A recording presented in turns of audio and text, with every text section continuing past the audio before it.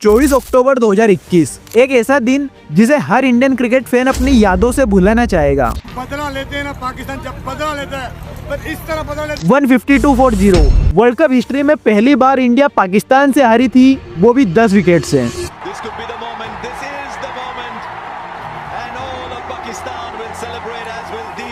World cup start होने के पहले इंडियन टीम फेवरेट मानी जा रही थी एंड वर्ल्ड कप के जस्ट पहले आईपीएल भी उसी वेन्यू यूएई में हुआ था जहां वर्ल्ड कप होने वाला था। यानी इंडियन प्लेयर्स कंडीशन से भी यूज्ड टू हो चुके थे एंड सभी को यही लग रहा था कि इंडिया इस वर्ल्ड कप में काफी अच्छा परफॉर्म करने वाली है। लेकिन फिर इंडिया के स्टार्टिंग के सिर्फ 2 मैच एंड सब खत्म। इंडिया अपने पहले 2 मुकाबले खेलती है, दोनों हार जाती है एंड वर्ल्ड कप से बाहर हो जाती है। India is now knocked out of the T20 world cup. Team India semifinal की दौड़ से बाहर है। T20 विश्व कप में टीम इंडिया की उम्मीदों को झटका लगा है एंड इसी के साथ साथ इंडिया का विराट एंड शास्त्री एरा भी खत्म हो जाता है। लेकिन आखिर ऐसा कैसे हो सकता है कि इंडियन टीम जो कि सुपरस्टार से भरी हुई थी वो 2021 वर्ल्ड कप के नॉकआउट्स तक भी नहीं पहुंच पाई। वैसे तो ये वर्ल्ड कप 2020 में होने वाला था, लेकिन कोरोना के चलते इस वर्ल्ड कप को पोस्टपोन कर दिया गया एंड 2021 में कंटिन्यू करा गया। इसके पिछले वाला T20 वर्ल्ड कप एडिशन 2016 में हुआ था एंड अब जाकर 5 साल की एक बड़ी गैप के बाद 2021 में वापस ये T20 वर्ल्ड कप होने वाला था। इन 5 साल की गैप में काफी कुछ बदल चुका था, जैसे कि विराट कोहली का फॉर्म।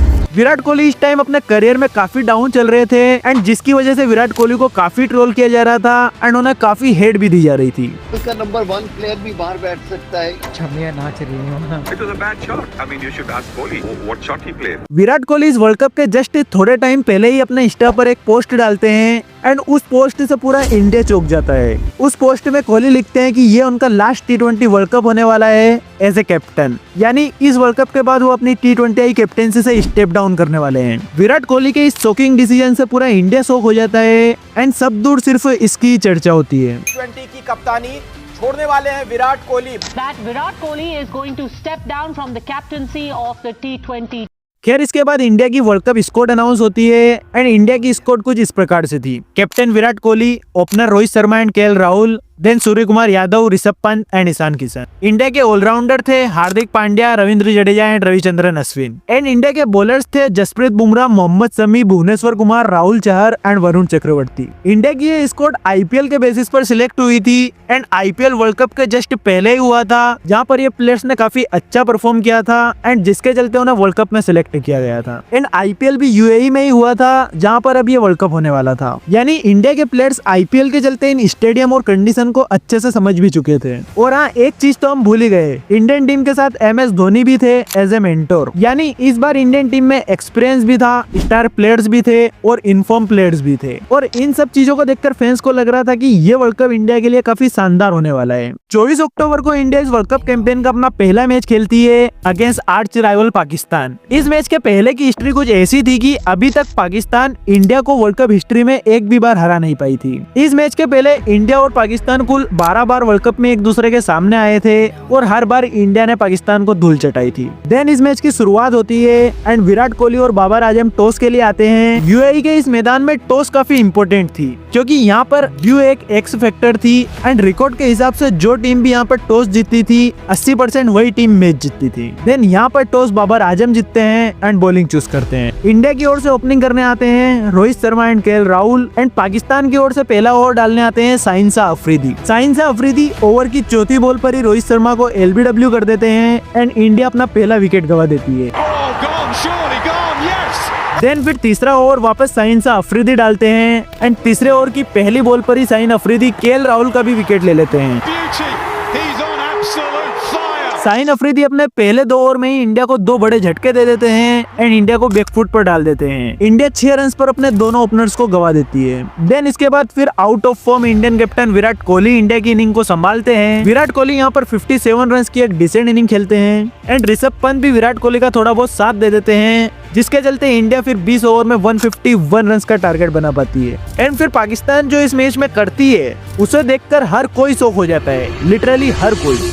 पाकिस्तान इस टारगेट को सिर्फ 17 ओवर में चेस कर लेती है without losing any wicket and Pakistan world cup history में पहली बार इंडिया को हराती है with this dominant way. India की इस शर्मनाक हार से फैंस काफी फ्रस्ट्रेट हो जाते हैं एंड इंडिया को हेट एंड क्रिटिसाइज करने लगते हैं और सबसे ज्यादा क्रिटिसिज्म मिलता है इंडियन कैप्टन विराट कोहली को, जबकि इस मैच में सबसे ज्यादा रन विराट कोहली ने ही मारे थे। वीडियो में आगे बढ़ने से पहले आप सभी से सिर्फ एक रिक्वेस्ट है, अगर आपको क्रिकेट की ऐसी ही वीडियो देखना पसंद है तो आप हमारे इस चैनल को सब्सक्राइब जरूर कर लें। इसके बाद इंडिया का अगला मैच न्यूजीलैंड के साथ होता है एंड इंडिया का ये मैच अब डू और डाई मैच बन जाता है। इंडिया ऑलरेडी पाकिस्तान से एक मैच हार चुकी थी एंड अगर इंडिया यहाँ पर न्यूजीलैंड से भी ये मैच हार जाती तो इंडिया के सेमीफाइनल में जाने के चांसेस लगभग खत्म ही हो जाते हैं। देन मैच स्टार्ट होता है एंड एक बार फिर विराट कोहली यहाँ पर टॉस हार जाते हैं। इस मैच में वापस इंडिया को पहले बैटिंग करनी पड़ती है एंड इस मैच में इंडिया का पूरा बैटिंग ऑर्डर ही बदल जाता है। रोहित शर्मा जो कि पिछले 8-10 साल से इंडिया के लिए ओपनिंग करते हुए आ रहे हैं, उन्हें इस मैच में तीसरे नंबर पर बैटिंग करने के लिए भेजा जाता है एंड विराट कोहली जो कि यूजुअली तीसरे नंबर पर बैटिंग करते हैं, उन्हें इस मैच में चौथे नंबर पर बैटिंग करने के लिए भेजा जाता है। एंड इस पूरे बैटिंग ऑर्डर के चेंज होने का सिर्फ एक ही कारण था, ट्रेंट बोल्ट। सभी को पता है कि इंडिया के opener Rohit Sharma left arm in swing bowler को ठीक से नहीं खेल पाते हैं एंड लास्ट मैच में वो ऐसे ही बॉलर शाहीन शाह अफरीदी के हाथों बोल्ड भी हुए थे और इस मैच में उन्हें इन स्विंग बॉलिंग फेस ना करनी पड़े और न्यूजीलैंड के पेसर ट्रेंट बोल्ट को ना खेलना पड़े, इसीलिए उन्हें ओपनिंग से हटाकर तीसरे नंबर पर बैटिंग करने के लिए भेजा जाता है। इस पर्टिकुलर चीज से आप समझ सकते हो कि उस टाइम इंडिया का माइंडसेट कितना डिफेंसिव था। खैर फिर इस मैच में इंडिया के लिए ओपनिंग करने आते हैं KL Rahul and Ishan Kishan and पिछले मैच की तरह इस मैच में भी इंडिया का टॉप ऑर्डर बुरी तरीके से फेल हो जाता है एंड इंडिया अपने पहले 10 ओवर में सिर्फ 45 रन बनाकर अपने 3 विकेट गंवा देती है। 10 ओवर में सिर्फ 45 रन। इस स्कोर कार्ड को देखकर ही हम समझ सकते हैं कि इंडिया उस दिन शुरू के 10 ओवर में ही मैच हार चुकी थी। देन फिर इंडिया गिरते पड़ते बहुत मुश्किल से अपने पूरे 20 ओवर बैटिंग कर पाती है एंड इन 20 ओवर में इंडिया सिर्फ 110 रन बना पाती है। फिर न्यूजीलैंड इस टारगेट को चेस करने आती है एंड बहुत आसानी से सिर्फ 14 ओवर में इस टारगेट को चेस करके ये मैच जीत लेती है। इस मैच को देखकर ऐसा लगता है मानो इंडिया ने ये मैच खेला नहीं था बल्कि न्यूजीलैंड को सरेंडर कर दिया था एंड इस एक और हार के साथ इंडिया के सेमीफाइनल में जाने का रास्ता भी काफी हद तक बंद हो चुका था। इस हार के बाद कई स्टेटमेंट आती है जिसमें कहा जाता है कि इंडिया का अब डाउनफॉल स्टार्ट हो चुका है एंड उसके साथ ये भी कहा जाता है कि 2007 से अभी तक का ये इंडिया का लोवेस्ट पॉइंट है। खैर इसके बाद इंडिया का अगला मैच अफगानिस्तान से होता है जो कि इंडिया काफी आसानी से जीत जाती है एंड देन फिर इंडिया स्कॉटलैंड और नामीबिया जैसी छोटी मोटी टीमों को भी हरा देती है। इंडिया की ये जीत काफी लेट आई थी और अब तक ये कंफर्म हो गया था कि इंडिया इस वर्ल्ड कप से बाहर हो चुकी है। ये वही इंडियन टीम थी जो पिछले 10 साल से टूर्नामेंट के नॉकआउट तक बहुत इजीली पहुंच जा रही थी। वही इंडियन टीम इस बार ग्रुप स्टेज से एग्जिट ले रही थी। इस वर्ल्ड कप में इंडिया की खराब परफॉर्मेंस के कई मेन रीजन थे। पहला रीजन था इंडियन प्लेयर्स का फटीग लेवल। इंडिया इस वर्ल्ड कप के जस्ट पहले आईपीएल खेलकर आई थी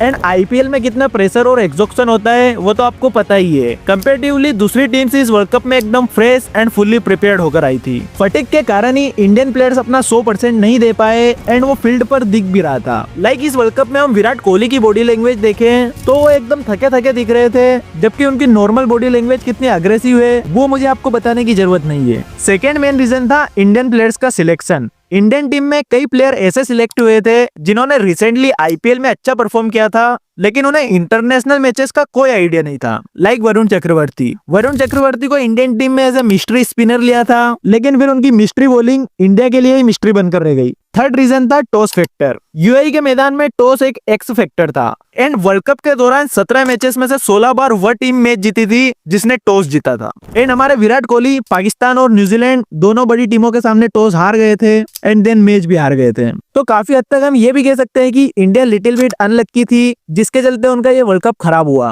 बाकी गाइस आपको क्या लगता है, आप अपना ओपिनियन कमेंट में जरूर बताना एंड वीडियो को लाइक करना एंड चैनल को सब्सक्राइब करना।